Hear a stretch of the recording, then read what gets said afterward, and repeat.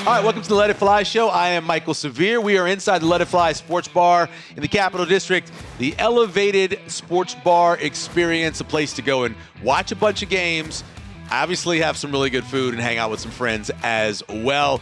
Josh Jones off this week. His kid is playing through sports, and so he's coaching that and taking that done. We're going to try to work around Josh's kid's schedule and get that done as well. As I always tell you, always great specials down at the Let It Fly Sports Bar. You can do the happy hour, which is the regular one from 3 to 6, reverse happy hour, which is 10 to 1, and then every day, we're taping on a Wednesday, that means Dollar Wing Wednesday. Every single day, there are specials and things for you to take advantage of. We want to thank our friends at Bud Light. Bud Light brings you easy drinking and easy buckets throughout Nebraska, no matter what you are doing. Easy to drink and easy to enjoy. We have a really cool show for you. We have two different guests. Different directions. Chuck Johnston is the executive director of the Nebraska High School Sports Hall of Fame. Been around since 1994. If you want to learn more about Nebraska sports, go onto the website, visiting the exhibit. All of that will tell you more than you ever needed to know about the great athletes that have come through the state of Nebraska. But Chuck talked to us for a while.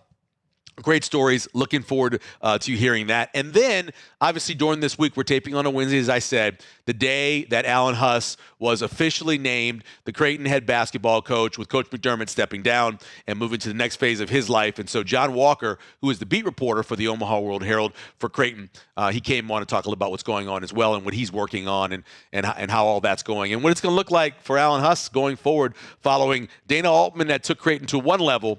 McDermott broke through that glass ceiling to the next level, and now it's Alan Huss's job to take it to an even higher level. All right, we'll take a break. We'll come back. We'll chat with Chuck Johnston. He is the Nebraska High School Sports Hall of Fame Executive Director. We come back here on Let It Fly Show. All right, one of our guests today joining us is Executive Director of the Nebraska High School Sports Hall of Fame, Chuck Johnston, joining us here on Let It Fly Show. How are you doing? I'm doing pretty good. As I told you, not much going on. Not much going on? Nothing going on in sports. There hasn't been anything in basketball happening with Nebraska or Creighton or any of that stuff. Yeah, I mean, besides the fact that the legendary coach has stepped down and been replaced by somebody who is kind of a legend at his school, and the fact that Nebraska somehow got in this whole Sweet 16 thing. Other than that, nothing really. Well, and baseball's got a big weekend coming. They're playing very well. And softball's got a big weekend. It's just there are a few things going on. You had the most rarest of ends of baseball games last night. Well, we're taping this on Wednesday. Happened on Tuesday night. Yes. You had the walk-off wild pitch for Creighton.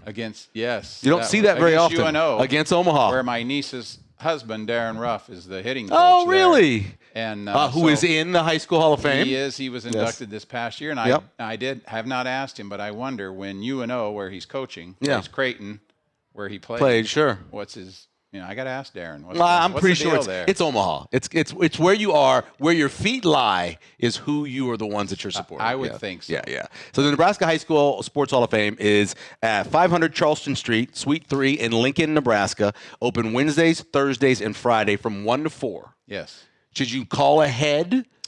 Well, if you want to come sometime other than that, we will open. Okay. We are looking at opening more than that. This year we were a part of the Passport program. Oh, summer, yeah. I love that. And because of that, we had 1,500 visitors come through. And because of that, we know there's more interest. We're getting more and more people to walk through. We're right across the street from Haymarket Park. In the NSA building. We have 7,500 square feet of exhibit hall space. We don't ever call it a museum. It's an exhibit hall. We have interactive things for kids. Yeah. We have stuff for people that my age, 39-ish. I got yeah. So it's a great place to, as we say, honor the past and inspire the future. I tell people, too, you mentioned earlier, if you have a chance to do the Passport, do it. It will take you places in Nebraska you've never been before. And like we did, we went to Central City. We went to a great restaurant. It was like a brewery in Central City. It was outstanding. And never would have gone. No. I went to the Chalk Museum. Never would have. Not museum. The Chalk, the tunnels where they dig the chalk out. We went there. It was the Chalk mines. There are so many things that, and the Passport is a great way to introduce people to definitely. lots of things that come across the state. Even just a little, like you say, breweries or coffee shops, but also just unique places like the Speedway Museum in Lincoln that a lot of people don't know about. When I was in Oklahoma City this past weekend, every day we passed the banjo museum. Really? I didn't make it in. Oh. I was like, how much? Who's your favorite banjo player? It's got. Now I'm going to go back a ways. Okay, all right. We're talking probably. I watched a lot of hee-haw now. That's it. Roy Clark. Roy Clark was incredible. Buck Owens. That's it. The next best one is Steve Martin. Oh yeah, incredible Martin, banjo player, three-string banjo player. He was actually in a band too. He wasn't in Pure Prairie League, but no, his first act was all with the banjo. So that's for you old people. Steve Martin is on a TV show on Netflix. Yeah, but yes, he is. So speaking of, how did this start? Because it was 1994, I believe, is when you guys got started in Nebraska High School Sports Hall of Fame. How did it get started?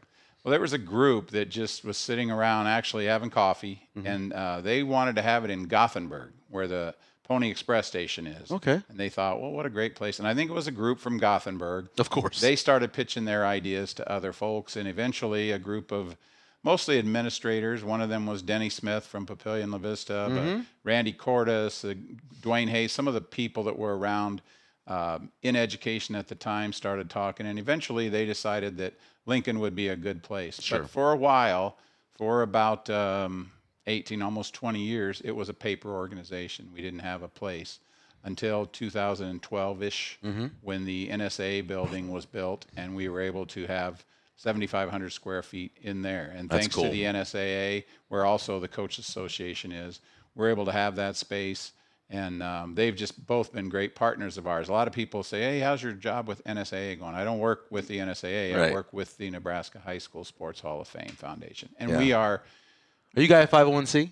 Yes, and we are one of the very few high school sports Hall of Fames in the United States. Is that right? We will have people from in Texas, California, Florida, Louisiana, and other places come in during the summer. A lot of times our Coaches Association and Darren Boyson, they host the National Coaches Association. People will come through and they're like, we don't have anything like this. Yeah, there's a mini one in Louisiana that's named after Babe Diegerson. Oh, the golfer. And track field, I read a book about her one of the greatest athletes in the history of sports. She's Louisianan. Yeah. She's a Louisianan, yep, and that's where that Hall of Fame is. I was going to ask you, who's the greatest athlete ever out of Louisiana? Is there like a boom? Well, the first one I would say to me, I mean, there's so many. The first one I'd probably say, because of winning, is so important, is Bill Russell. Bill Russell was born in Monroe, Louisiana. Been to the hospital where he was born. They didn't live there. They were driving through, and his mom went into labor. So does it count? Does that count? He counts because they actually were visiting people in a little town so Nebraska just outside can claim of Wade Boggs. He's born here. So after he was born here, did he stay here a number of years afterwards? No. So see, Bob did. So his parents ended up staying in a small town. Monroe was very segregated. There's a little small town next to it where black people lived, and that's where they went. Really? And that's ended up where he was raised. So yeah, I mean, that's one of the hardest questions. Think about some of the great guys, right? Pistol Pete, obviously one of the greatest basketball players. My uncle coached him. Really? True story. His dad, Press, was the coach at Clemson, and my uncle was coaching at Fairplay right next to there. Yeah. And Pete was in 8th grade. My uncle coached Pete in 8th grade, and he would scrimmage the high school kids. Oh, I bet. Played with the high school kids, and then my uncle would see him play the Clemson guys and horse and all that. Yeah. It's true that he would go through the theater they had in the dark, dribbling the ball up and down and all of that. And outside the car. Yeah, oh yeah. As Press was driving. Stuff's true. All that's true. That's all true. My uncle did actually coach him in 8th grade and that's kind cool. of kept up with him. You know, but yeah, Pistol'd be way up there for me. Yeah, he was such a fun player to watch. I don't think it's as hard for Nebraska. I think it's Bob Gibson. Well, we're going to get to that. I'm going to ask you about that because in your – so one of the toughest things whenever you start a Hall of Fame is that first year. Yeah. Because then you have to accommodate for everything. And in that first year, you basically got the Mount Rushmore. It's Bob Gibson, Johnny Rodgers, Gale Sayers, Tom Osborne. Would you agree? No. But okay, Crawford, who you got? If you're starting now, you might put Bud in there. Bud. So I'm going to get to Bud. The thing about Bud, though, is there's no high school boxing. No, he won't be in ours. Right. That's what I was figuring. Although, we're kind of in this point talking about things like that. We have a rodeo dude in there that was put in very early. Okay. I can't even think of his name, but I'm not sure how he got in there. He is on the Omaha World Herald's top 100 athletes from Nebraska. I remember that. I was on that committee that chose the first last one. Oh, the last one. I was the last one, which that's a whole other story, and I have I'll tell you at some point the Eric Crouch story about that one, because I'm sitting there with Stu and the gang. And they're going through, 90 to 100, 80 to 89. Who should move up? Who should move out? Sure. They get to Crouch, and this is about 10 years ago, 11, and he was like 40th. Yep. And they said, who should move up? Eric Crouch. And I think it's Stu goes, well, who did he beat out that year? I said, oh, they said, why? And I said, he won the Heisman. Yes. And the guy says, well, who did he beat out that year? And I said, everybody. Every football player in America. Every football player in America, exactly. And then someone said, well, what about his pro career? And I said, well, tell me about Johnny's pro career. Yeah. You regale me with some stories about that. Yeah. And thankfully, William Reed was sitting next to me, and Coach Reed, and he says, I'm with Chuck on this one. He said, he's the toughest football player we ever played against. And they moved him up, but to 30th. Yeah, it I know. Still bothers me. Yeah. Crouch should be higher than that. Yeah, one of my things for that list, and I've gone over it 100 times, argued for Jordan Larson moving up. I argued for Bud moving up. I do appreciate those who played multiple sports. So if you show me that you played at a high level multiple, that's why Bob is kind of hard to argue. Yeah. A guy drafted in the NBA, played with the Globetrotters, and played as the greatest right-handed pitcher, in my opinion. Pretty good. Pretty damn good. 1.12. Yes. 1.12. And when they make you change the sport. Yeah. When Wilt Chamberlain, they stopped the dunk because Wilt was there. When they changed the height of the mound, yes, you are. So that's kind of hard to not get. But it's an impossible list for everybody to agree on. It because is. we're all from different generations. And right? I think the next time they do it, now they're saying it's in a couple of years. They're going to do 100 males and 50 females. That's what the talk makes was. Sense. Yeah. Then you don't get down to some guys that should be in there that don't get in, and some females that absolutely should be in there. Jordan, number one? To me? Larson? Yeah. Because in terms of international play, national championship, all of that, it'd be hard not to argue her. I would say she's number one ahead of Louise Pound. Yes. Louise Pound was in 1920s. And that's the one I told Stu and them. I'm like, come on, man. Louise Pound. But then you start reading, and she beat the men's U.S. tennis champion and all these different things she did. And you're like, well, I mean, look, my father-in-law lives in St. Paul. He's from St. Paul, Nebraska. So I've been to the Grover, Cleveland, Alexander parade, museum, everything. Everything. What I love about this list when you look through it is it stretches every little county and big county in Nebraska, all the sports. And you have a guy like Grover, Cleveland, Alexander that you don't know about maybe, but then you look, this is a guy who won World Series. This is a guy who was a great pitcher. Yeah. Great. No, not just good. Not good. No, one of the best. Yeah. I mean, as good as Richie Ashburn was, this guy was the Tilden Flash. Yeah.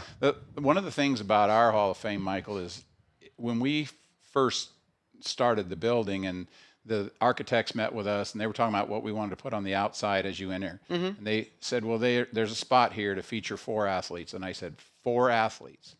And we're supposed to represent the geography, the race, the genders, all those things. So we talked them into 8, and now we've redone it, and we're at like 16 as you enter. And it's just, it's hard to sit there and go, who kind of represents this whole thing? And so I get what you're saying about, even the 100 list. That gets, if you're really going to take, the 100 list is different than our Hall of Fame, obviously. That's just best athletes. Yes. That's why Bud Crawford, that's going to be an interesting one. Does he move ahead of a Gale Sayers? No. Does he move ahead of Johnny Rogers? I think he goes to 3. I mean, I got Bob, Gale, and Bud. And no offense to Johnny, but when you took at what Gale Sayers did over the course of 5 years, he was the most dominating football player for 5 straight years in an NFL that was really brutal. Yeah. Really brutal. Yeah. And his college career at Kansas, how well he played, and then legendary at Central. Right? And he was obviously a great track athlete. Yes. Like his brother. His brother was probably better. One of the fastest men in the world, We have a picture at the Hall of Fame of him beating Bullet Bob Hayes, and Roger brought in some of his medals and things. What a nice man. Yeah, he was such a good guy. And we've got, of course, some Gale Sayers stuff up there. Yeah. And we tell stories about Gale Sayers on his visit to Nebraska, which if Bob Devaney had been there, I think he goes to Nebraska. Yeah. But I don't know if you know Victor Brakefield. Victor, he was a longtime official.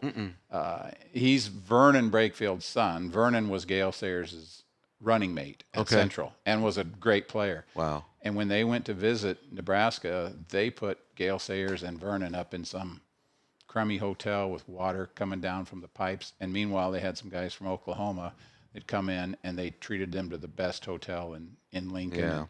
And the story goes, Vernon told Gail, I wouldn't go here if they paid me to. So he goes to Kansas. Yeah. And he turned out okay. One of the best things that Bob Devaney ever did, and did a lot of good things, but to recruit African-American women from Omaha and other places to go to Lincoln, it helped that whole 1962 class with all those guys that were in it. You had 8 black athletes. Yeah. And you looked at the Southwest Conference had none. The SEC had none. Yeah. He was brilliant knowing that you had to have those guys to win.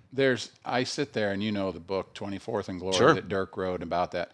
And you look at the athletes there who did not go to Nebraska. Mm-hmm. You look at Bob Boozer. Yeah.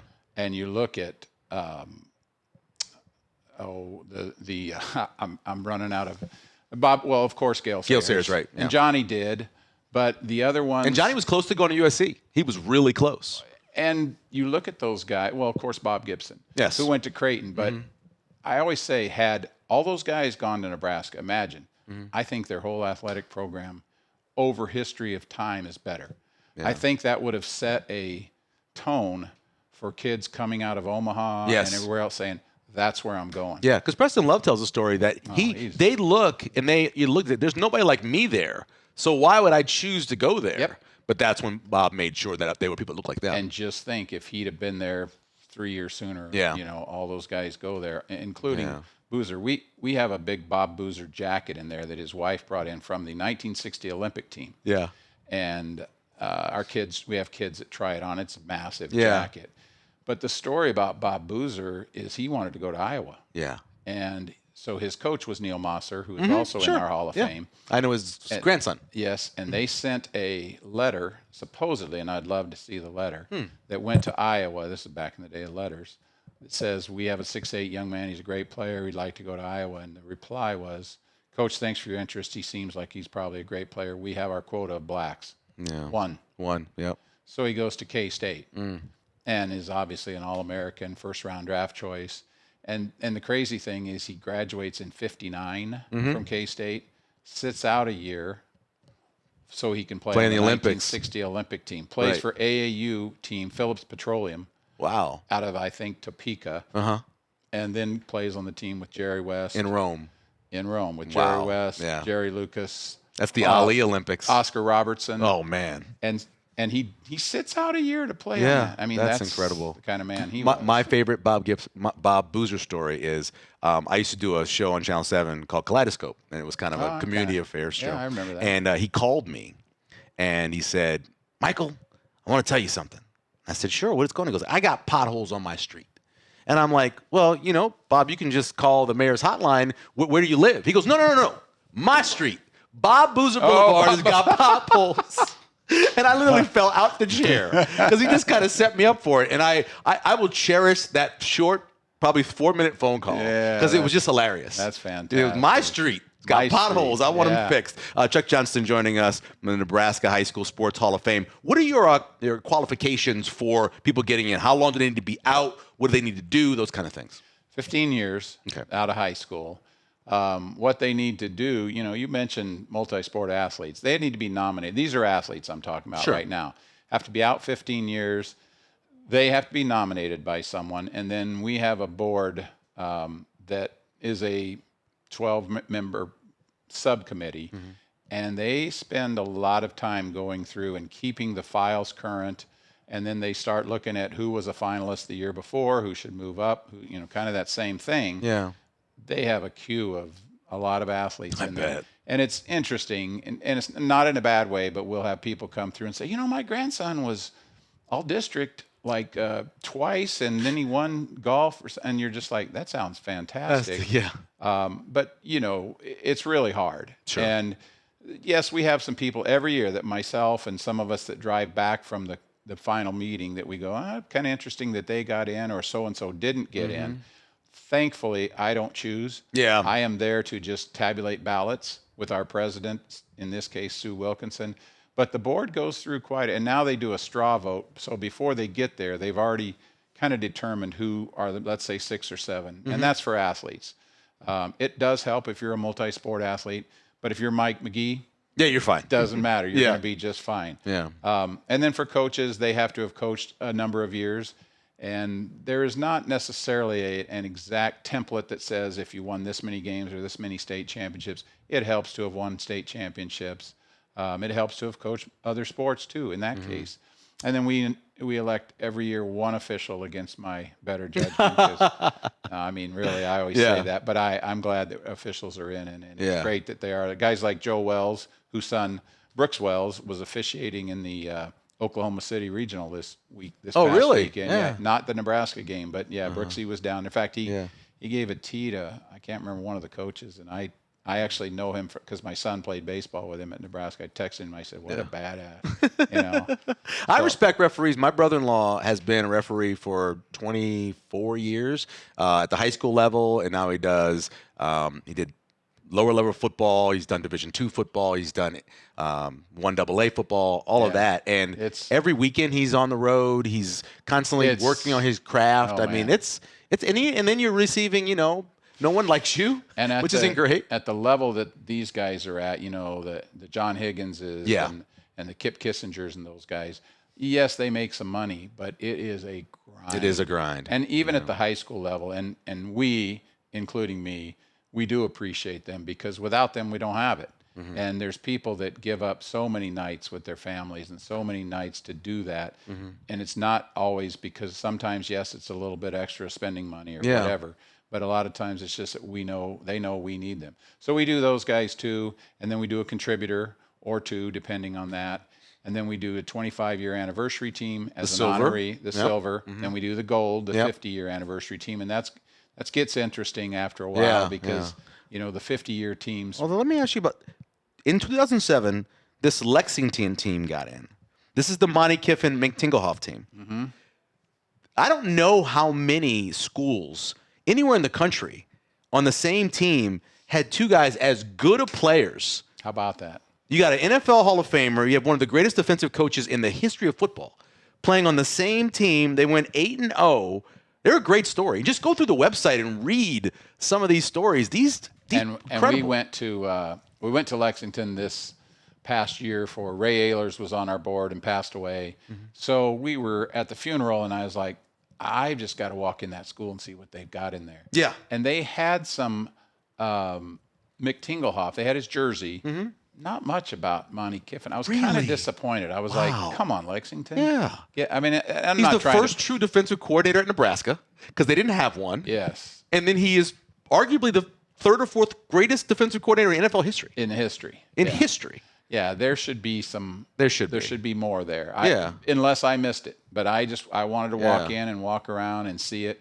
We have a guy on our board, Greg Mays, who is, I think, along with Stu Pospisil and Mike Rasmussen, who's our assistant director. I think they're the three foremost high school historians in the state. And Greg will just take trips in the summer and go around to all these schools. And this summer awesome. I said, I'm going with you. Yeah. Because I want to do that myself. I need to do it more. The event was in September in 2025, right? Yes. And former Gretna coach Brad Feeken got in. Yes. I'm assuming that had to be pretty emotional. That was a tough one. And I knew Feeks, and so many people knew Feeks. And then Dirk worked with him, and I learned about him from Dirk. Yeah. This was our last year's group. Yeah. His wife spoke. Oh, that's awesome. And was up there along with Billy Hurd, who is coaching them now. Was such a great friend of his. And there's a group of guys. They're all Doane Tigers. It's Feeken and Billy Hurd and Jason Ryan, who's the now principal at Papillion La Vista. They're all buddies from Doane College, and all just really, really good coaches. Yeah. I mean, I don't know what those guys were doing in their spare time. In the water, There's something going on at Doane at that time. So, Another posthumous one was Kimera Bartee, who played baseball, obviously, coached baseball, passed away tragically in 2021, and you guys put him in 24? Yes. What, his family was there for it? I'm assuming that's such a large, the Bartee family. Jerry Bartee is on our board. Oh, okay. That makes sense. Yeah. Jerry Bartee is, he's one of the greatest guys you will ever meet and one of the most accomplished people and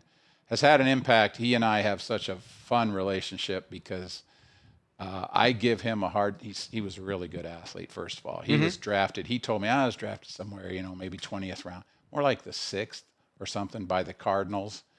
And his story. St. Louis Cardinals baseball. St. Louis Cardinals baseball. Okay. He was Omaha Central shortstop. Bartee is so funny. we go back and forth, but I'm like, so Bartee, you were a shortstop at Central. Chuck Johnston, there were 3 all-state shortstops on the all-city team, and he said only one of them, though, in the game batted third and played shortstop, and that was Jerry Bartee. Go third person on you. But he did. But he's very humble, very, very humble. Yeah. And then he coached Creighton. Yes. But Jerry told me he was drafted by the Cardinals as a shortstop. The story about his whole draft week was crazy because it's back in I'd say for him 1920s, but 1960s. Okay. And he goes to the Cardinals, never took a ground ball at shortstop. Really? And I said, what's up with that? And he said, they told me I was too big. Yeah. And as we have had conversations, I said, Jerry, you were too black. Yeah. He said, that's the truth. Yep. But they had a shortstop who played with Bob Gibson and the guys, and his name was Dow Maxville. He hit maybe 200 for his career. Okay. And so Bartee is like, I know one thing. I was better than Dow Maxville. And I said, Bartee, this is when I gave him a hard time, which I can do now and then. Bartee, but Dow Maxville, he was a great fielder, partly because his arm hung down because he had those rings on there from winning World Series. I said, meanwhile, what were you, But Bartee, you talk about it, Creighton coached one of our athletes in the Hall of Fame that you may or may not have heard of, Darryl Stovall. Darryl Stovall's from Bellevue West. He was Eric Strickland before Eric Strickland. Oh, really? He played at Creighton. Yeah. Basketball, played for Willis Reed, and baseball played for Jerry Bartee. Oh, wow. And was drafted in both sports. And Jerry Bartee told me that if Darryl Stovall had decided to play baseball, he was Dave Winfield. Oh, wow. He said he's that good. Yeah. And Dave, a 3-sport drafted athlete. And Darryl's brother was a track athlete and a football player at Nebraska, Rod. Yeah. But Darryl was 6'4", would guard 6'7" guys, was a fantastic basketball player. Would guard the best player on the other team always, no matter where he played. He was Eric Strickland before Strickland. Let me throw you a couple guys that aren't in that I was curious about. Because you have a family award. Yes, we do. And made me think of guys like Joel and Jeff Makovica. Yes. Where did they kind of fit? Those guys probably are deserving, may or may not have been nominated. And even now I would say Danny Woodhead comes up and they go, is he nominated? I don't know. He's in. He's in, right, yeah. The same with, you talk about the first class. Maybe they haven't been nominated. I don't know. I think the Makovicas have gotten the family award. Yes, a female.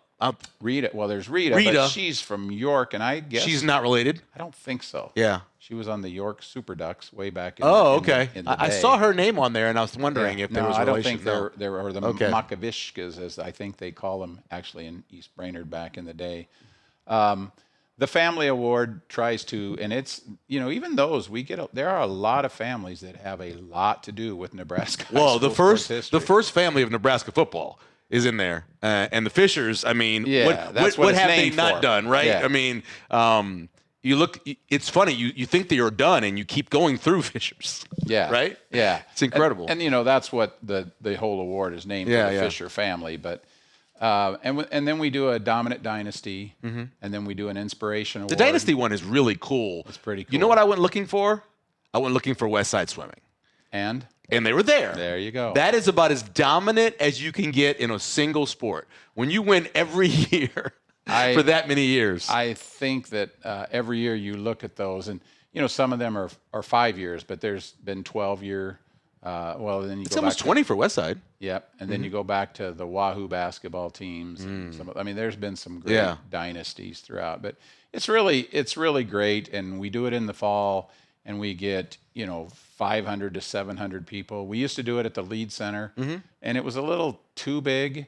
And now we do it at Lincoln East, and it's kind of fitting. They've got a great auditorium. It suits our purpose, and it's in a high school. Sure. And it's just a really nice time for us to be able to get together and celebrate Nebraska high school sports. Let me ask you about a couple other family members, the Shanleys. So we know how good Scott was. Scott played for the Saints in Super Bowl 44. Great year. And then also Andrew, who didn't walk on, actually was a scholarship athlete at Nebraska. Yeah. Has there been conversations about those two guys? I think it's in the same category as the Makovicas. It's just like, has somebody nominated them? Right. Where do they stand on that? And if anybody's listening, nominate them, because we don't, as a rule, just go back and, although I would say that our board they keep a list each year of the people who have been nominated for State Athlete of the Year. Mm-hmm. They will, at the end of the year, just sit down and write, here's the great athletes this year. Yeah. So they're probably on a list of that, from that time period that they play. The Macavickas in that case was probably the late 80s, early 90s, and Shanley's in the 90s. Yeah. They probably are on that list, and whether or not, I see people all the time, like, you may not know this name, but like Tim Worth, that played at Nebraska in the 70s, and he was a great baseball player and was a really good football player. He finally got in. And every year it's like, oh, that person finally got in. And we've talked about, do we do like a legacy thing, like Major League Baseball? If they didn't get in their 20-year period or whatever, they can get in like the a senior old-timers. division. Do we do that? Because sadly, when I was in high school, it was 1975, and that was 50 years ago. Yeah. And 51. And it doesn't seem like that to me. Yes. Right. No, I know. To me, it seems like, well, those people are fairly current. Yeah. But then I go, when I was in high school, it was 1975. So 50 years before that was 1925. Yeah. And to me, that was Had no television. Nothing. Yeah. So yeah. it's a different world. And so for when people think about really, we're getting to the point where if you're a 1975 type athlete, you're way back there. Yeah, So well, that's what's happening even in radio. The oldie stations are playing 80s now for oldies. Course. Let me ask you, so Lincoln Southeast, which I've always thought was, I'm a friend with Nick Baugh. You have Barrett Ruud. And you admit it. Well, sometimes. So you got Barrett Ruud, you got Bo Ruud. Yeah. Right? Obviously, Nick is on that team. Yeah. But then you also have Alex Gordon, Jeff Christie, Jake Muehlheisen. Like that team in general, just that group in terms of contributing to college sports. Dr. Dane Todd, fullback, yes. And the gunner, Rigoni. And Brandon Rigoni too. Yeah. Incredible. That might be the great. I know that people talk about that Creighton prep team. Yeah. That was incredible. But in terms of what they ended up going on to do at various sports, that team should. Just did a podcast with Jeff Smith and Jake Muehlheisen. Okay. And Jake's just like, we just grew up together, just playing That's sport. awesome. Jake was a punter on that team. Yep. In fact, he punted a ball backwards, I think, one time he said. I think the story goes that. Yeah. But, here's a 6'5" punter who winds up playing at Nebraska and really had a great career at Nebraska. Jake's a little overlooked. But was like almost a 10, 11 point per game for his career and 8 rebounds. He was really, really good. And then Christie was a wide receiver and ended up playing catcher. And Gordon could have played college football. Yeah, that's what everybody says. And beyond that. Yeah. He could have probably played as a safety. Yeah, and then Barrett was on the basketball team with Nick. And, that's just – and Bo as well. Barrett, and those guys just wanted to play all those sports. Mm-hmm. And we've lost that. I'm a little sad about that. Yeah. Because we talked about the other day, 15 years from now, are we going to just say, well, man, they played 2 sports? Now it's hard to find kids that do that. My neighbor, his son at Papillion La Vista plays football, basketball, baseball, and he's the only kid in the school. I believe it. Only kid in the school. Well, it's incredibly hard, right? You have to. I remember talking to Mitch Sherman about this and his son, and he had to make a decision. Yep. Like, what am I going to do? Am I going to focus on? I think it might have been tennis or maybe it was golf. I'm going to focus on that because there's so many kids. The district is so big, and you got to get in, of course, into the right club, sport, and everything else. You got to make a decision, like by probably 7th grade now. Yep, it's very tough. Yeah. Let's talk about the podcast, Legends Rock Podcast, with Chuck Johnston. It's just it started out as a fun opportunity to be able to talk to people about high school sports and their experience with high school sports. And it could be that they were an athlete, but it could have been like the first one I did was Kent Pavelka. Nice. And he was at Lincoln Northeast when the great Ed Johnson was there as a basketball coach.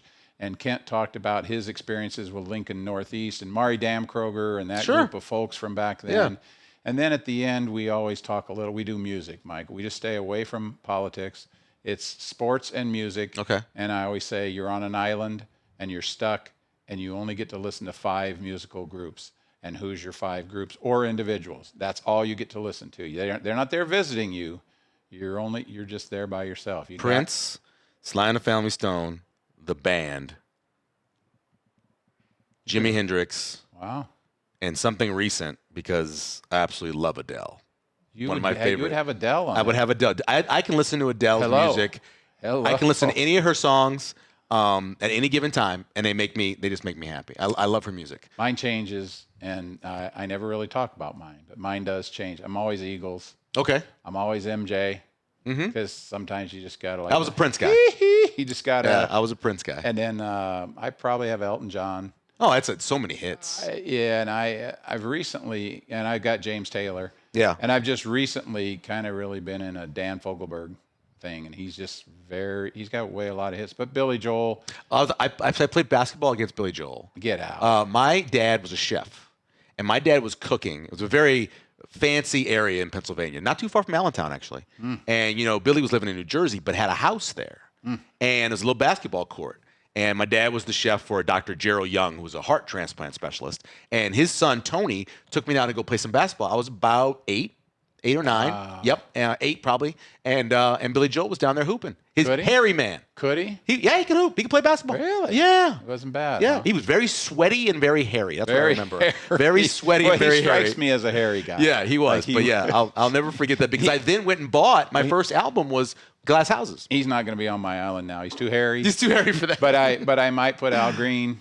Oh, I mean, and you could take him from each generation, from the soul Al Green to the Reverend Al Green to the pop Al Green. Just the Al Green's greatest hits. The whole thing is just solid. Let's Stay Together. Everything the from whole there. Thing. Yeah. Yes. One of my favorite songs he sings was the second song on The Quiet Storm. Every night they'd run The Quiet Storm, 98.5 WLD in New Orleans. And the second song was Lay Your Head on my pillow. Yep, they play that second every time. Hey, the first one was Quiet Storm, and then I love Al. Al was the man. Up there. Al was the man.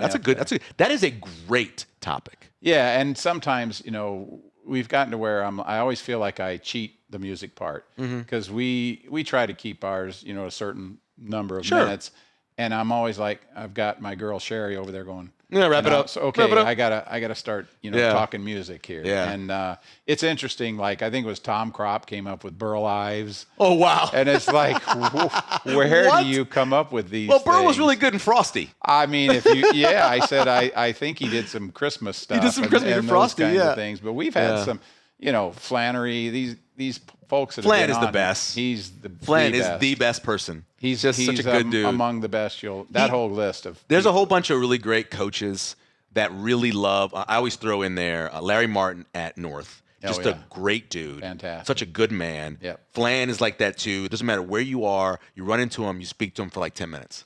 Doesn't matter what you're doing. I met Flan when he was playing at Creighton. Oh, okay. And I was working. He would call playing a little bit of a stretch. He did. He got a in few his minutes. podcast. Yeah. He did. He was a walk-on Yeah. from small Iowa town, and I was working Bruce's camps, Rasmussen. Yeah. And Flan would come out and lead the calisthenics and get paid to work Bruce's camps. And so ever since then, I've known him. Yeah. And you just never. He's that guy. You're walking, Chuck. How you doing? Every time. Every time. Yep. And I have now and then, not as much as I should, but I've watched his teams practice. Yeah. And he's just turned into a magnificent coach. Well, let me ask you this, Chuck. Okay, so you're asking me for my bands, and I probably would think, maybe like something like I don't know, Richard Pryor. Yes, that's not a band, Sipple. What are you doing? What did Sipple pick? That's I have to know. Oh my gosh, I can't remember. I think Sip had. I want to say it's got to be eclectic. I want to say U2. Really? Yeah, I can't.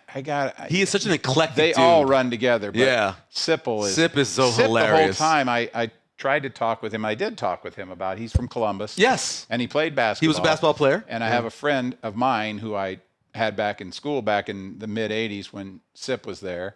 And he played with Sip at Columbus, and then he moved to Papillion. But he gave me the scouting report on Sip. Said he was couldn't go left. He said he was really a good shooter. Really? And super competitive. There's no doubt about that. He still is right now. And Sip was so appreciative. He goes, "Thank you for mentioning that." He goes, "I tell all my media guys that I played basketball, and they're all like, well, maybe you were a little point guard." He goes, "But I could shoot the ball." Yeah. And he apparently could shoot it, and he played for a kind of legendary coach there himself at Columbus High. Al Schnabel. Oh, okay. So Sip is the guy. Two media guys that could hoop that don't get talked about: Steve Sipple and L. Kent Walgamont. Really? L. Kent was a hooper. He tore up his knee. Like he was getting ready to go to college. Kent? Can you do his voice? L. Kent is so funny because you know that guy? He was like he was a director, and then he had a movie. He had after Taxi the movie. Driver. Yeah, Taxi Driver. I can't do him like Nick Bach can do it, which is great. Nobody can do him like him. Well, I asked those guys. I asked Smith and Muehlheisen if any of them could do Ba. And because Ba does everybody, right? And they're like, "No, we can't do Nick." Ba is so incredibly. I knew we had Ba on the show when he was redshirting at Creighton. We had left Kansas, Yeah. and we did the scouting room. Every week he would come on and talk about the team, and you could tell right away he was going to be good. He was going to be great in the media. You could just kind of like his head coach who's just retiring. You know that if he wants to, Coach Mack's going to be great in the media. I had that conversation actually with Bruce a while back, and he was talking about Mack and Dana, and when Dana's going to retire. This was before Mack had announced, and we were like, he would be so good on any national broadcast as an analyst in the studio. I think he'd be great in the studio. But Bruce said, there's a friend of his that coached somewhere and works for like the Atlanta Hawks, and he scouts for the NBA, and he makes like $600,000 a year, and the Hawks take care of everything, his meals, all that. And he said Matt could do that. Oh, heck yeah. Dana could do it. Matt can do what he wants to do, and he deserves to. Yeah. Play a ton of golf. I wondered if you would ask me anything about Mac, but I have to tell a story about him. Yeah, sure. Because he is a better person off the court and in front of the media than he is in front of all of them. First time I met him, Bruce had called me. There was a young man at Papella Vista that Creighton was looking at recruiting. And so Bruce says, hey, could you meet Mac and I? And we went to a coffee shop over there and over by Westside High and met. And first thing, he stands up to shake my hand. I'm like, God, that's a big dude. Big dude. Yeah. Man. And we're just talking, and he's asking me about this kid. Do I know him? And blah. And yeah, I know him. And he says, what would you tell him about Creighton? I said, well, if you want to play basketball and at a basketball school. But I said, Mac, you got to understand, I'm a Nebraska fan. Said this to Mac first time I met him. I believe it. And you know what he said? He looks at me and he says, Chuck, that's your problem. That's your problem. That sounds about right. I loved him from then on. Chuck, he started laughing. He goes, Chuck, that's your problem. Then I was telling him about we had a little point guard who was really good. His name was Ayo Akinwole. Played a few. Oh, sure. Played at UNO. Great kid. Great kid. Good kid. Ayo was like a sophomore. Yeah. And I said, Coach, I would keep an eye on Ayo. I said, he's really good. I said, in fact, I think he's better than the kid starting at Nebraska right now. Max says, that's not saying much. He was so honest. But that's the one thing. The thing that meant a lot to me, my son got ALS. My son died of ALS 2 years ago. And 4 years ago, when he first had gotten ALS, he's got a wife and 2 kids. And I talked to Bruce, and I said, his friends want to do a golf tournament to raise funds. This is 4 years. He was still alive at the time. And I said, I wonder if we could get like some bobbleheads from Doug McDermott. And Bruce said, well, I'm sure I can do something there. So not much longer than that, I walked into Dinkers, and I'm just kind of walking through, and I've gone to Max practices because of Bruce, and I'd go and watch. I get that urge every year, and I go, but I'm a Husker fan, but he knows it. Yeah. And he's always like, Chuck, how you doing, man? Yeah. So I see him at Dinkers with his coaching staff, and I just went over and said, Coach, I said, Bruce is going to talk to you, but since I saw you, we're trying to get maybe some stuff for a golf tournament that's for my son. And he just looks up and he goes, what's going on? So I told him my son had ALS, and I said, and he, honest to God, I thought he was crying. And his whole staff, they just stopped what they were doing. And he said, I was just wondering if we get a bobblehead or a few, and he goes, we'll do better than that. So, okay, he says, what's your phone number? I give it to him. He puts it in his phone. He says, you contact me after this weekend and just remind me. So I did, and he sets up. I go over and meet with Patty Gallus, and he's got a box of stuff. Wow. I mean, a box, basketballs, you name it. Not jerseys, but like sweats and Creighton, just a massive amount of stuff. Wow. And I had just asked for a bobblehead. So then I sent him a text like on a Friday night, and I just said, hey, I went over and got that stuff today. And he shoots me back a text. Oh man, he said, that's the least we can do. And that's Greg McDermott. Yeah. And he's always been that way. He's just like, I could text him and we're not close friends, but he knows me by name. Sure. And I can say, hey coach, congratulations on that win in the Sweet 16.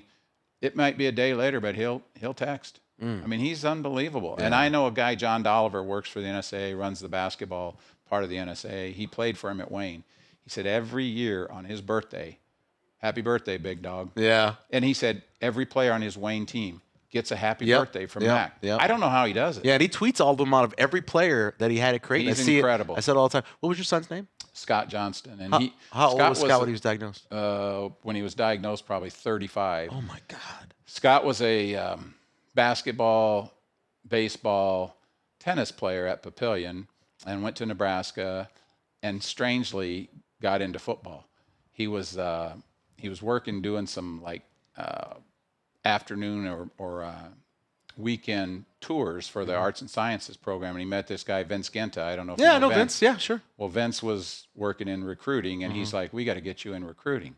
So he talks Scott into, instead of doing that stuff, doing some working in the recruiting office. Scott calls me and like, Dad, I'm working at Brothers Bar, taking IDs. He's like, but I could go work for Vince, and he said I'd probably make half as much money. I said, you go do that. Yeah. I said, you're going to meet so many people through that.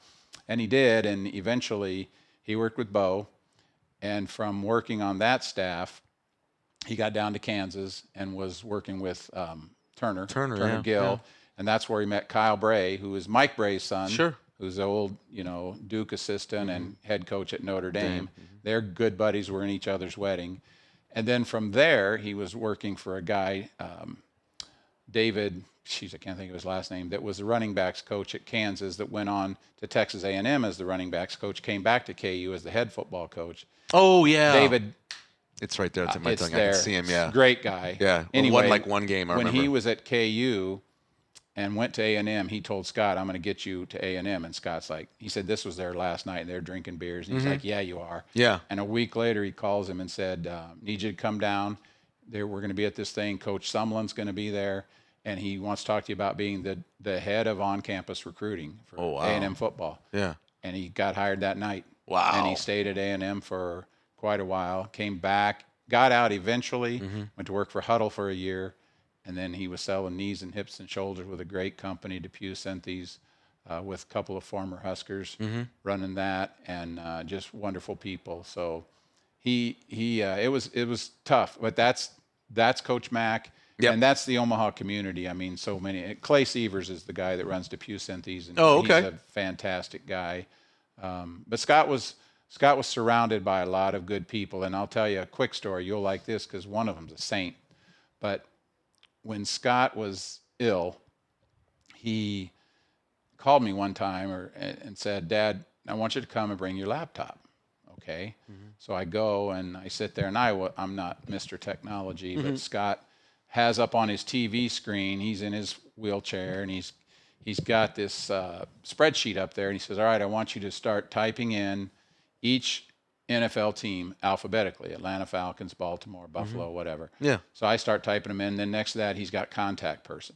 He goes through every team, someone he knows in that NFL team, whether it was a player, whether it's Ndamukong Suh or Prince Amukamara or Johnny Manziel, Mike Evans. Yeah. He goes through it. And then he's got, okay, here's my phone, put in their phone number, put in their email. So I go through it, and he gets all this done. Some of them were like, one of them was Kiffin's brother. I can't think of his name. It was Lane's brother that was at Nebraska. Yeah. Who was working, I think, with the Browns or the Dolphins. Not Jeff Kiffin, is it? No, he was working. I can't. I remember him because he worked some special team stuff, yeah.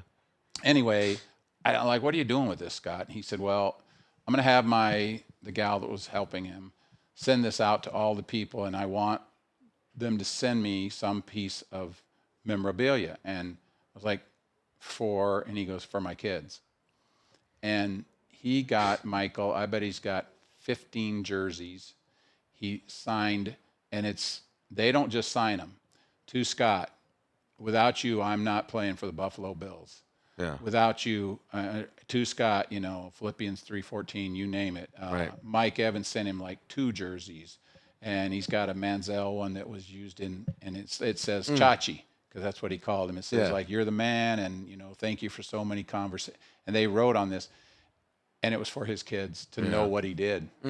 And it's his wife Ashley just recently started putting those things in cases, and she's got one up, and she gave.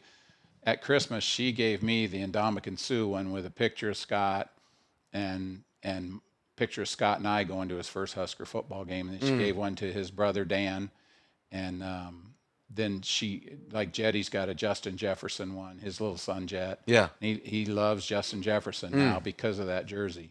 So when he first did it, I was like, what? But now I get it. Yeah. He wanted them to know what he did. Yeah. And I that's think really someday cool. they'll get to know that. I love that Marty Cordero, the work he does with ALS. Marty's the man. Before that, Coach Altman, he also did a lot of stuff trying to raise money for it. It is, as a Saints fan, because of Steve Gleason, it's man, it's a devastating disease, and I'm always like, come on, let's figure it out. We have some smart people in this country. Disease. I know, and that was 1920s. Yeah, and here we are 100 years later, yeah, and we still can't figure it out. Yeah. And I don't get mad because of all the, everything's to cancer, this. Yeah. But when are we going to start? Hey, how about a little ALS? Yeah. And the MLB is doing some stuff. Nebraska baseball started something 2 years ago for Scott. Yeah. They did like a night, and then the last 2 years they've continued that and had like an ALS night, which is kind of cool. That is cool. That's really Coach cool. Childress Yeah. and Coach Bolt and those guys doing that down there. So. That is really cool. Yeah. Well, Chuck, Nebraska High School Sports Hall of Fame is awesome. Go to the website and just go through the names and read the stories and look at the pictures. And then obviously go down to the exhibit hall and check that out as well. Yes, it's free, always free. And like I said, if you go on there and you want to visit another time or bring a group, we love having groups, and just contact us, and we love to host people. So, that's awesome. Yep. And when does your podcast drop? They always drop on the third Tuesday of the month. Okay. So we just did the one with Hoppin and Bill Jackman, great player from Grant, Nebraska. Yeah. It was on that 81 team, the Vegas team that was Hoppin, Oh, okay. Terry Trotter, Yeah. Ron Kellogg, Bill Jackman. Wow. Those guys were all at KU, Marquette, Nebraska, and Duke.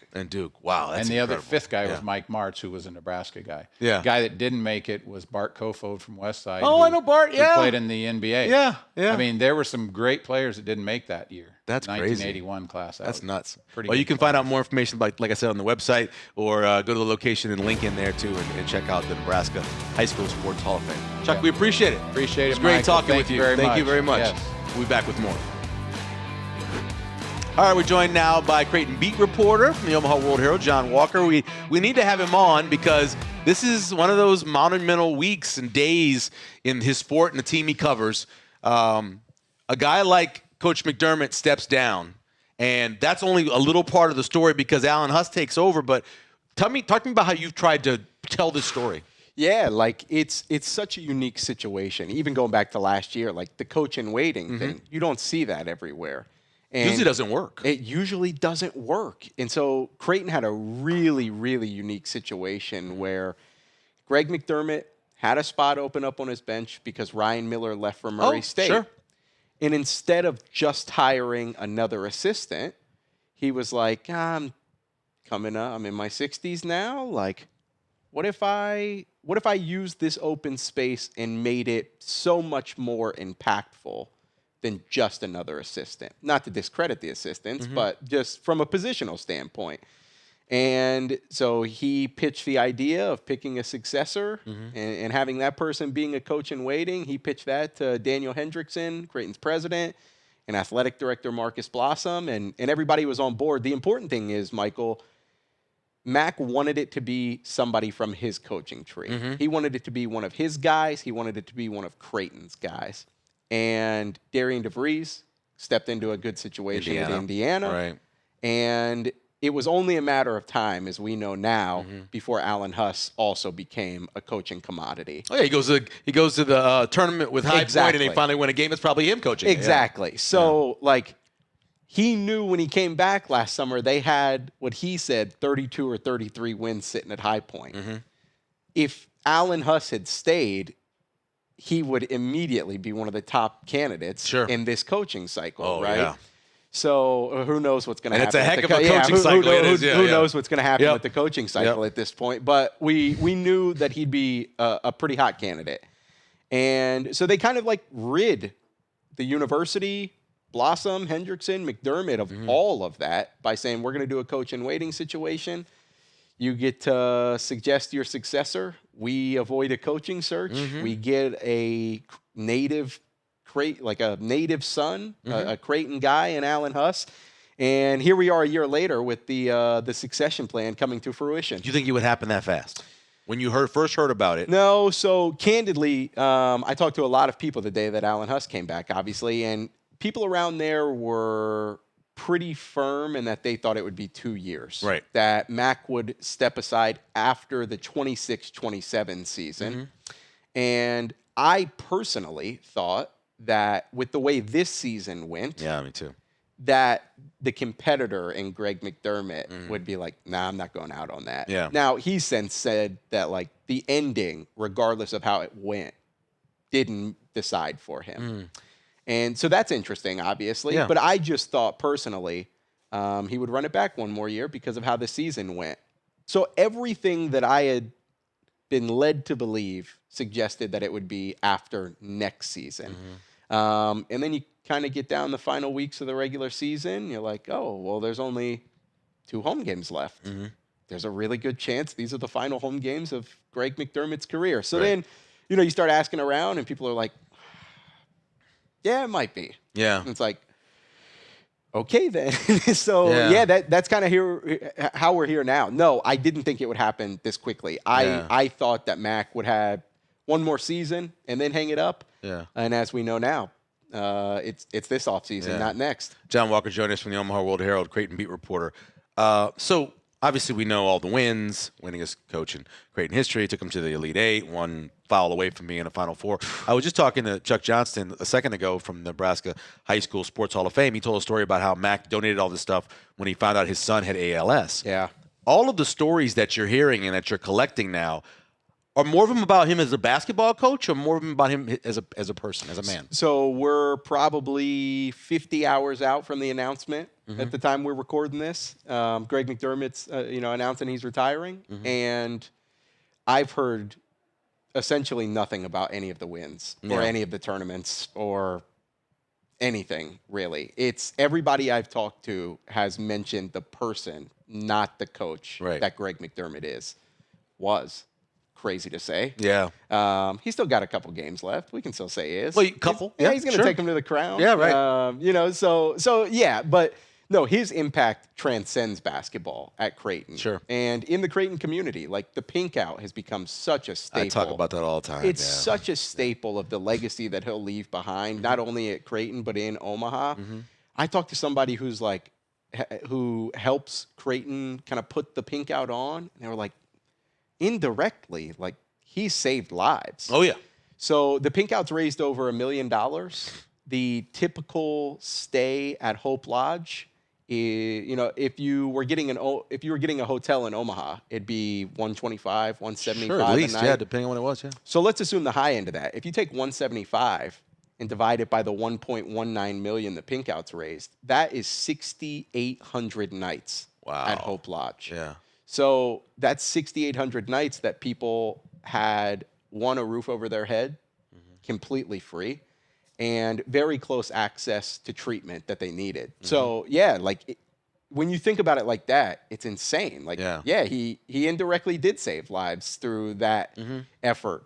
And then you start to talk about the coaches he's worked with and the players he's coached. His coaching tree is pretty impressive. And they all say the same thing. Right. Like, I talked to Dana Altman on Monday.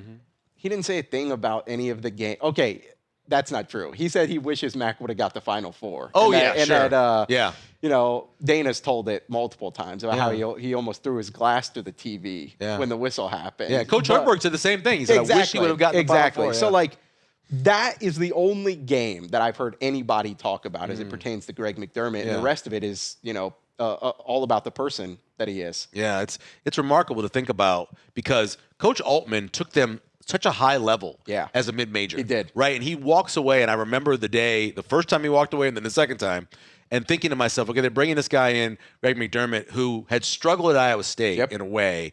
Kitty, get them to the next level. And then all of a sudden, a couple years later, you're like, well, you got to go to the Big East. Yeah. And you got to deal with that. Yep. And you could really say that he took it to a whole other level. And now Alan Huss has this pressure. The next level is the Final Four. It is. There are only three, I guess, that the program is still chasing at this point. It has not won a Big East tournament. Okay. has not made it to the Final Four, and obviously has not won a national championship. Right. So that's it. Like, they've won the Big East regular season. They probably want to do that a few more times than just once. But they've won the Big East. They won the Missouri Valley plenty of times. They've been to the Elite Eight. They've been to the Sweet 16. They've been to 5, what should have been 6 consecutive NCAA tournaments, if not for COVID. Right. And so what else is there to do at Creighton except win the Big East tournament and get to a Final Four? Yeah. Like, so those are huge shoes that Huss knows he's stepping into. Right. He's well aware of kind of what the expectation has been, and now under him, what the expectation is. And I'm really interested to see how he handles all of that. He seems really, really eager to get going, to take that on after, a kind of year in the wings. And he'll have an opportunity moving forward. He said something interesting, I thought, and I've heard him say this before about other things, but he does think outside the box. He does. He tries to be a forward thinker. Everybody says that he was ahead on NIL. He was ahead on the transfer portal. What do you think he's going to do that will be able to take Creighton to another level? So it's really interesting, and I think a lot of it has to do with his background. Like, he spent, I think, a decade coaching nationally recognized prep schools. So through coaching AAU, like, he developed kind of those grassroots relationships, the connections. Yeah.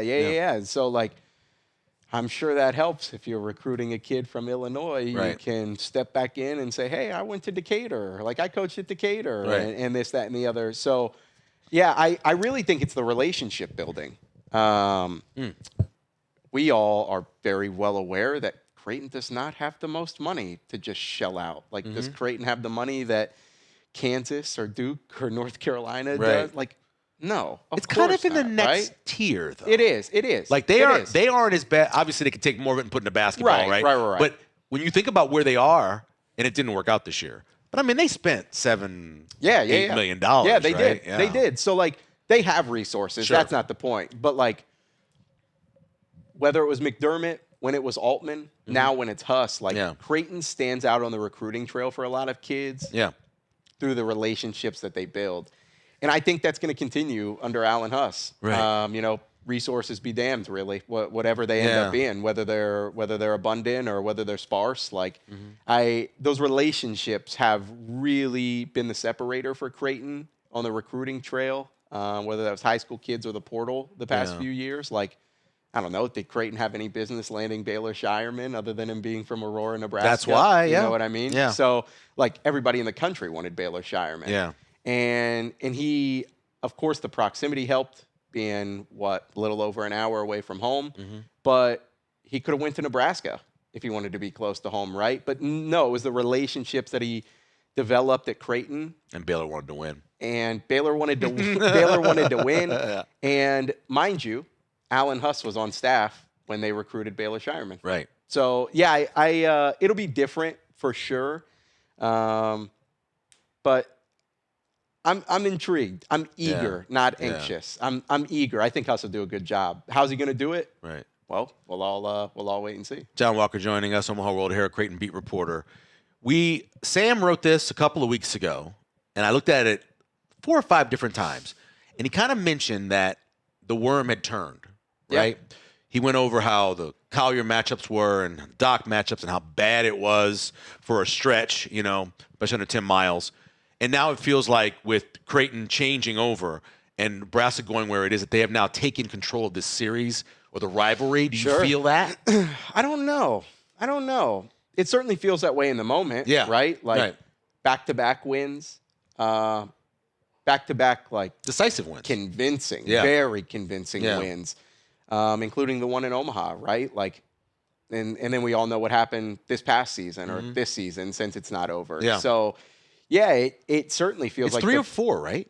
3 or 4, yeah. 3 or 4, they had split. They went back and forth for 4 years, I think. And then, now Nebraska's won 3 or 4. Yeah. So we'll see next year. But right now, in this moment, like it feels like the pendulum swung. Not necessarily because Nebraska won 2 games, but because of how Nebraska won both of those games so convincingly. So, I know Huss probably takes a lot of pride in that matchup, being a Creighton guy.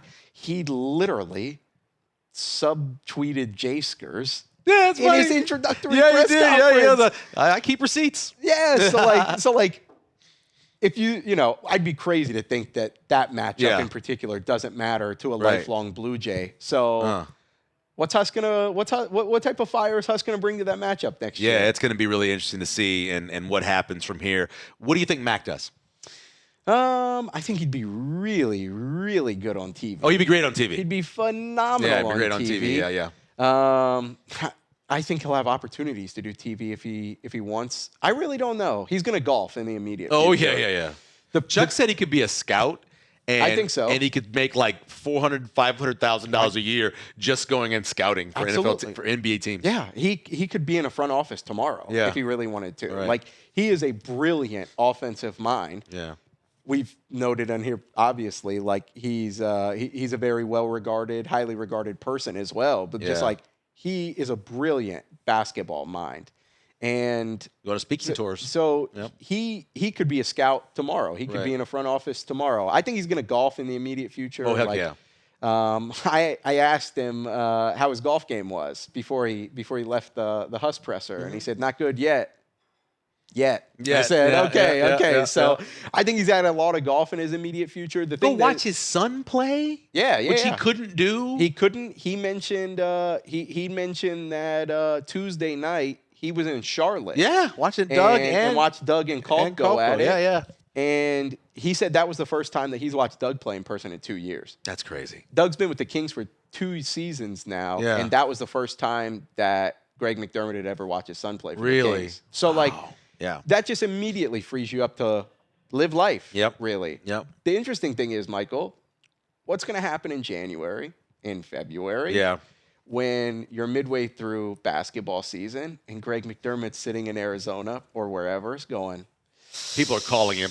Calling his agent. Yeah. They're saying, sure, you don't want to coach anymore? Hey, what's he doing? What's he up to? Right. So, does he get the itch in a year after stepping away? Yeah. It absolutely happens. Yeah.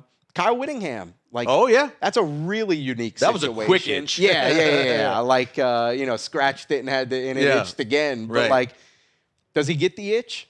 I don't know. Yeah. I don't know if he knows, to be honest. Yeah. But in the immediate future, it sounds like that he's really happy to just take a step back from this climate, which is nowhere near the one that he stepped into 4 decades ago. Right. And hit the links. Last thing, in terms of recruiting. Yeah. Because when your coach leaves, it does help that you have a guy who was already there as part of the recruiting process. How's it been affected? Yeah, it's been affected. Like, Creighton has not had strong, I shouldn't say strong. Creighton has not had plentiful high school recruiting classes the past couple of years. Just one last year with Hudson Greer. Yeah. Am I missing just a couple? 2 years ago, Jackson McAndrew. Yeah, just a couple that year with, or no, they had 3 because they got McAndrew, they had Ty Davis, and old friend alert, Larry Johnson. Larry Johnson, right? Was a part of that. Was a part of that group. So last year was just Hudson Greer. Mm-hmm. This year it was Jaden Kuhn and Cottrell Harmon. Right. And as of Tuesday night, it's just Cottrell Harmon, which I'm glad about because I don't really trust anybody named Kuhn. Yeah. I'm from the South. I don't trust that at all. so it affected it. Absolutely. Like, I talked to people close to Jaden, and they were like, McDermott was his dream coach. Right. Like, we knew it was a possibility when he committed, obviously, that he could step away. But, like, now that he has stepped away, like, we're going to see what options we have on the table. And I'm like, yeah, sure. Like, that's what happens when you have a coaching change. Yeah. And the good thing is Cottrell's locked in. Yeah. Like, he's going to be here. And from everyone I've talked to, it sounds like he's going to be a guy who comes in and competes from the jump. So if I had to guess, like, Creighton's going to bring in a portal point guard to what they need to anyways. I think Cottrell's going to be really good. But, like, understandably so, you can't just hand the offense to a freshman, right, without improving it. So, like, I think Creighton's going to bring in a portal point guard, but, like, I fully expect Cottrell Harmon to compete from day one And so being able to keep him, as much as it sucks to lose Jaden. They got an interesting core coming back, by the way. They do. They really do. So, like, I think it'll be good. I think it'll be good. It was important to keep Cottrell, in my opinion. Yeah. They did. And now do you jump straight in? Does Huss jump straight into portal recruiting? Or? Yeah, and I think that's kind of the benefit of Mac coaching the Crown. Yeah. Is one, I think it will give him and the Creighton community closure. Yeah. Now that they know, hey, the 40 minutes of basketball we're watching definitively could be Mac's last. Yeah. But on top of that, like, if Creighton runs the table at the Crown, you play 3 games in 3 days, 4 days, whatever it is. The championship game is on April 5th. It's the Sunday between the Final Four and the national championship. Right. So then the national championship's on Monday. The portal opens on Tuesday. If you wait until Monday after the Crown to figure out the portal, you're doomed. Too late. Yeah, you already lost. Like, people are already recruiting the portal. Sure. You know what I mean? Right. So, it sounds like Huss is just going to focus on retaining the players that they need to retain, that core that you mentioned, and then supplement those players with a few portal pieces. Interesting, man. It's always great to have stuff to write about. Sometimes it's too much stuff. Yeah, but it's pretty cool. Today was like information overload. Yeah. But it's like you're Mac didn't want it to be about himself. Right. Like, he sat in the second to last row right in front of all the media. Yeah. And it's like, it is about you. I understand you want it to be about Huss, but like, it's about you. Yeah. You're the winningest coach in program history, and Yeah. you're leaving. So no, it was like trying to give Mac his due, trying to give Huss his due as well. So a little bit of information overload. Well, but we're sorting through it. I appreciate you taking the time man. in the middle of a lot of writing. Always. I appreciate that. I'm always doing a lot of writing. Yeah, always doing a lot of writing. Jon Walker, Omaha World Herald, Creighton beat reporter on a very busy time for the university. All right, special thanks to Chuck Johnston for coming on and talking to us about the Nebraska High School Sports Hall of Fame and going all the stuff he talked about. And then, of course, Jon Walker from the Omaha World Herald. We appreciate him taking some time. A lot of writing going on, putting on a lot of pieces on a very historic day for Creighton University and its basketball program. Coming up, we also want to thank Caleb putting on this whole thing, videotaping it. The folks over at Table Gray for the video and putting that all together as well. And, of course, we want to thank Bud Light for sponsoring the show and for always making it easy to drink and easy to enjoy as well, our lead sponsor. Reminder as well to subscribe and like the podcast. If you're checking us out on YouTube, like it, subscribe it, whether you're on Spotify, Apple, wherever you're listening or watching the podcast, please click the subscribe and like link. We appreciate you following us. If you have any comments, put comments on there as well. We're back next week with more Let It Fly Show.